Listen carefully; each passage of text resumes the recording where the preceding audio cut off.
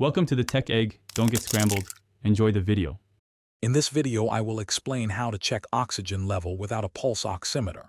First, pay close attention to your body's signals. Observe your breathing. Is it rapid or labored? Look at your skin, particularly your lips and fingernail beds, for any bluish tint. Also, consider your mental clarity.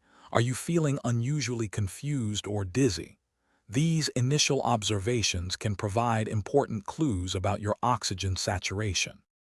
Next, you can try a simple breath-holding test. Take a deep breath and hold it for as long as you comfortably can.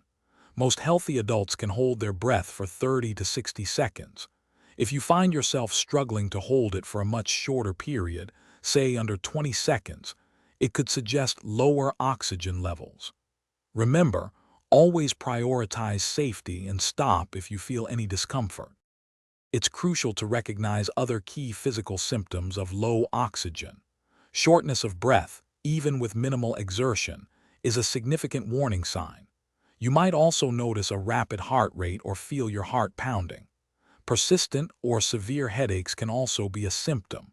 Most critically, a bluish tint to your skin, lips, or nail beds, known as cyanosis, indicates very low oxygen levels. Finally, knowing when to seek professional medical help is paramount.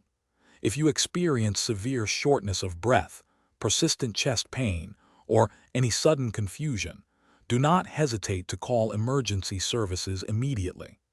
These symptoms suggest a critical situation that requires prompt medical evaluation. Always prioritize your health and seek expert advice if you are concerned about your oxygen levels. Thanks for watching. Consider subscribing if I helped unscramble your problems.